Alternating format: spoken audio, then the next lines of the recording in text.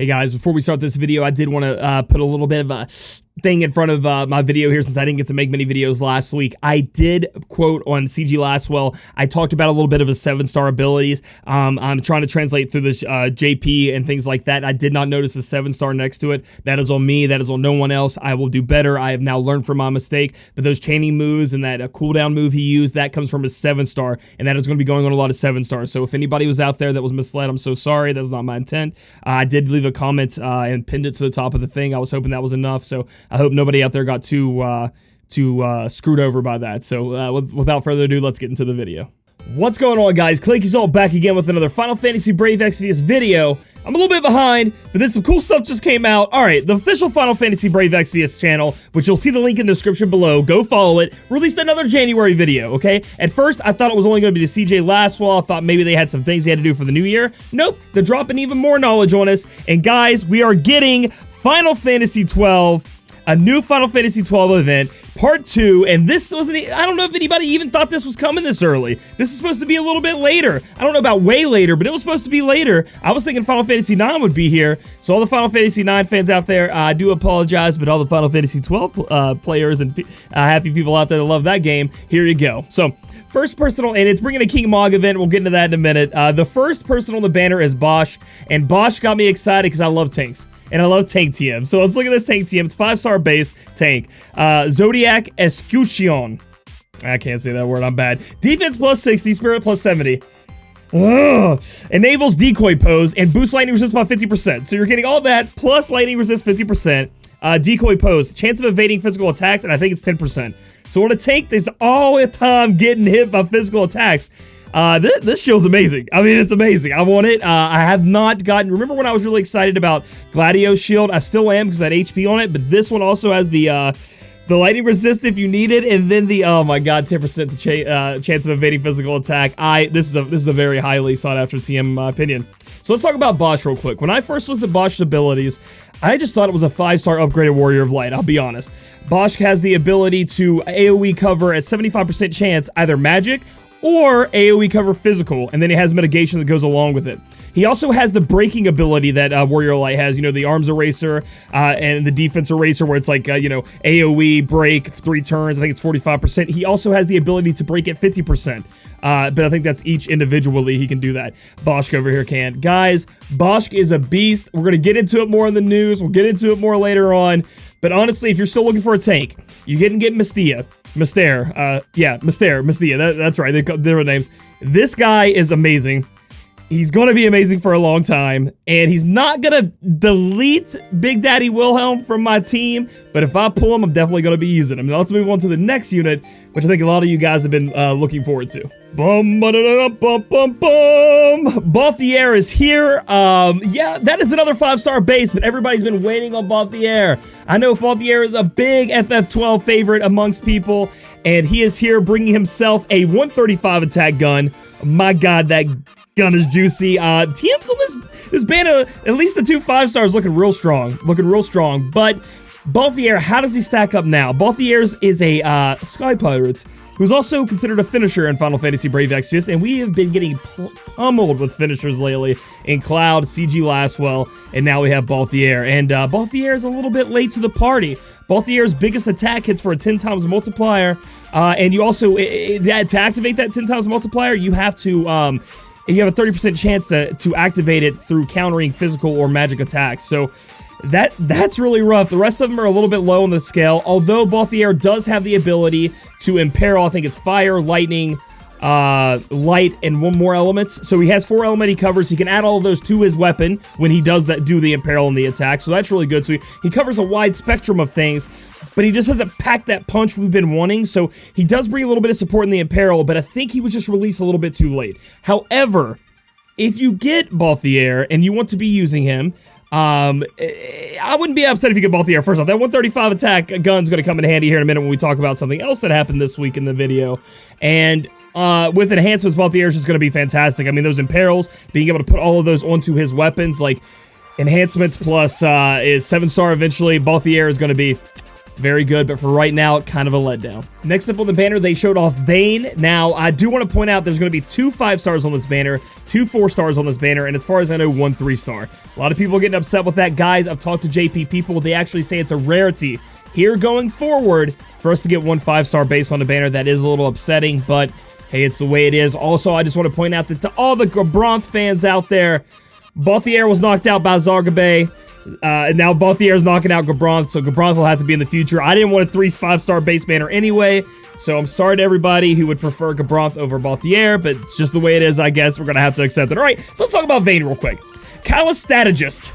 It might have been strategist, but look at all them stats. Maybe that's what it's supposed to be. Attack 15, magic 15, HP 20%. Kind of a medium tier TM. You know, there's a lot better things out there for maximizing. But if you need some defense, you're just getting into the game, you don't have a lot of TMs, not the worst one in the world, especially for hybrid units. You want to stack that on. So that seems okay. Let's talk about Vayne as a unit. Has an 8 dual cast. Has some healing abilities, has some buffing abilities, can buff your light and dark resist, can buff up your limit burst fill rate by 100%, I do believe. It then also has the ability to put up 25% magic mitigation on a person or 25% physical mitigation. And once doing that, Vayne will unlock 2 other abilities. Vayne also has a little bit of chaining. One of the abilities is unlocked, and then Vayne has another ability. I'm not getting too technical here, but I just want to give you a little taste.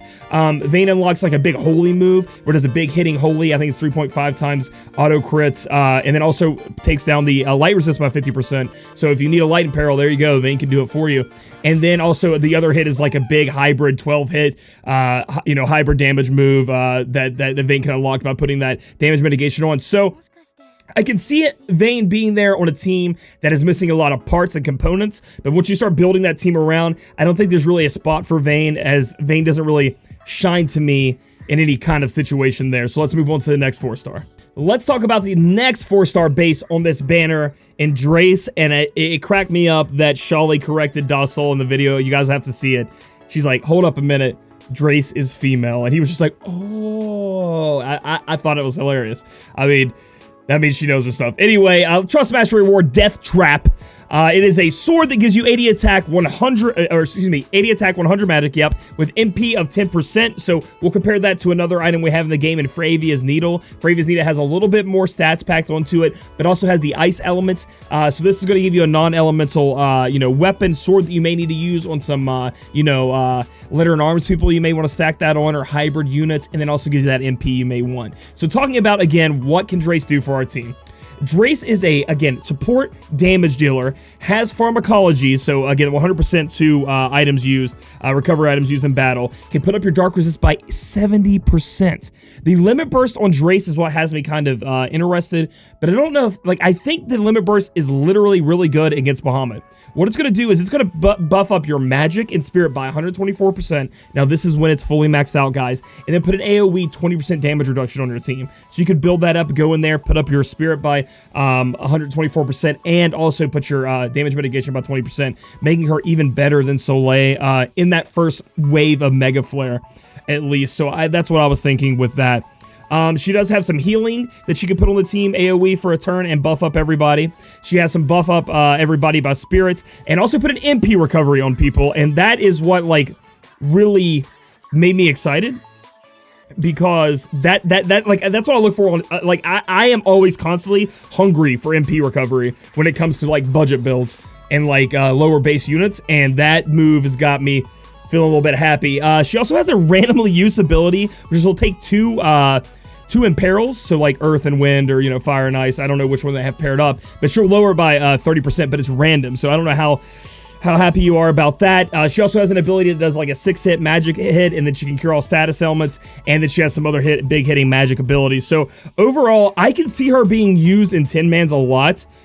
She's going to be able to heal your team, do a little bit of MP recovery on your team if you need it. You can switch her in, do the MP recovery move, do the 75% dark resist if you need it. On Sheraton, I do believe you need dark resist. She can come in there. Her limit burst seems really good, and she has the MP recovery, and then on top of that, she could deal the damage if you need to, magic damage. So I'm actually really interested in this unit to see how maybe she, performs in high-tense situations. Finally, the last unit on the banner is Larsa. Larsa is supposed to be a damage dealer, but Larsa also has a bunch of healing, so I don't know if it's supposed to be Damage dealing, healing, I don't really know. I didn't look too much into Larsa. Larsa's our 3-star going to 5-star. Nothing too incredible there. Imperial. I'm trying to say Imperial. Imperial talents boost HP by 5%, Spirit by 20%, and restore HP every turn.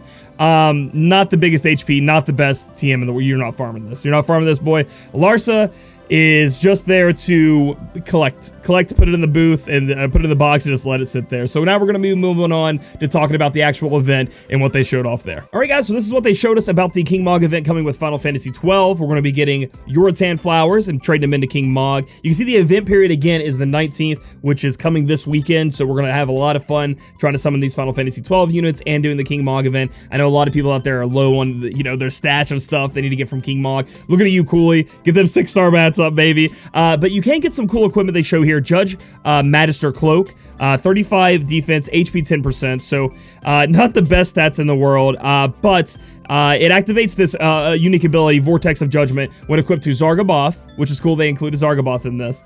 Basch or Drace. Vortex of Judgment, increase the chance of being targeted. So it's going to give innate draw attacks, which may be needed in Bosch's kit. However, I don't know if I'm switching out my Big Daddy, chest armors for this one. I don't know. And then it gives limit burst fill rates up too. Maybe you want to put this, it's sad that it only gives it to those specific units. I understand it's for flavor or other purposes, but this could have been really good to throw on somebody like Snow, who's going to be like that guy who's already drawing attacks. Throw it on him so he draws more attacks and stuff like that. And then we can see Bosch's uniform, defense 32, spirit 18, nullify confusion. There are a lot of times in this game where I'm looking for things that can nullify confusion for me on these trial bosses and other things like that, so I'm really excited to get my hands on there. So I'm also excited to get some free summoning tickets and everything else that comes along with the King Mog event, so can't wait for this Friday. All right, next up, they announced the new Chamber of Arms fight. That's a 10-man, guys. The next 10-man fight we've been waiting on, and I'm super excited to try to tackle down Elnath. The completion reward is Mace of Zeus. It's going to be a mace, give you attack 110, magic 98, enables use of Ultima Blow, and Ultima Blow is like an AoE 5 times magic hits, hits 1 time. So honestly, guys, I may be misreading this, but the Mace of Zeus does not seem that useful. And now people can come to me and say, hey, it's for free-to-play players. They can it's free to obtain in the game. But if you're taking on this boss, I think you probably already have better equipment. But what do I know? Maybe you guys can find a better use for it. But let's talk about Elnath and get you guys ready for it. Elnath is a very unique, cool boss. Elnath is a machine and human, so machine and human killers are going to work on Elnath here. Elnath has 3 phases. First phase, pretty easy. Just go in there and deal damage to it. It'll have like a turn counter ticking down. Like, it's like, I will destroy you in this many turns. And if the turns run out, blows up, it does a big damage to your team. Unless you use lightning damage on it before it runs out, in which case I do believe the turns reset. But it also does a big damage back to you too. So I think your goal here is to knock it out. It shouldn't be that hard with human killer, machine killer, man-eaters, excuse me, machine killer running around. You guys should be able to get in there and chain this guy down and get it to the next phase. Another thing I want to point out, you cannot push past the phases. You can't just one-shot this boss. It will stop just like Sheraton was supposed to that one time and then transform. Second phase, the body will become immune to magical and physical, and the 2 fists will come out. You'll have to take down the fist. I think one is immune to magic and one is immune to physical, so you're going to have a team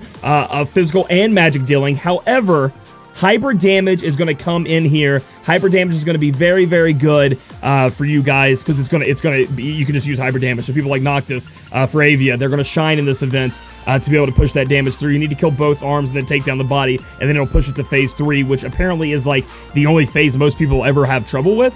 And even then, it's not that bad. But again, I just wanted to give you a brief overview so you guys can start preparing, because I hope this comes out with this maintenance, because I'm really, really excited to get in there and tackle it and see if we can take it down. See how tough it really is. And finally, here to wrap things up in the video, they always do their Q&A and then the art showcase. But I thought they had 2 really cool Q&A answers here that I wanted to point out. First one being from Teddy Lindell. When is Olive enhancements coming? Olive enhancements are coming next month is what they announced. So next month, guys, if you've been waiting on your Olive, I have 9 of them. I am so ready for these enhancements to see how, and with Balthier coming out, be able to throw that gun on her if we want to. I know Sparky has the lightning element, but you never know what you're going to want to use. I'm very excited for this, and all you Olive fans out there, I bet you are too. Although this does push Balthier, the other gun user, further in the back, in my opinion. The second question was from Andre Marquise Colares. Is there any possibility for us to get limited time characters again? For example, Secret of Mana or Nier Automata. Fujimoto-san said yes. Nier was very popular. Secret of Mana, same. We want to bring these characters back, but they're looking for perfect timing. I could see Secret of Mana coming back in February if they can fit it in with the re-release of Secret of Mana, the remastered version or whatever. So I can see that happening for sure. And with Nier Automata, I'm actually unsure when they would fit that in, but I'm sure they know it's popular. I'm sure it made them a lot of green, so they're going to want to put that in there, definitely. So that concludes the episode, guys, and everything that happened in there. Let me know how you guys feel in the comments below. If you like this video, give it a thumbs up. What are you most excited for? Are you team Balthier, or were you team Gabronth? And you're a little upset Gabronth isn't here, and Balthier is. And then subscribe for future content. We'll catch you guys in the next video.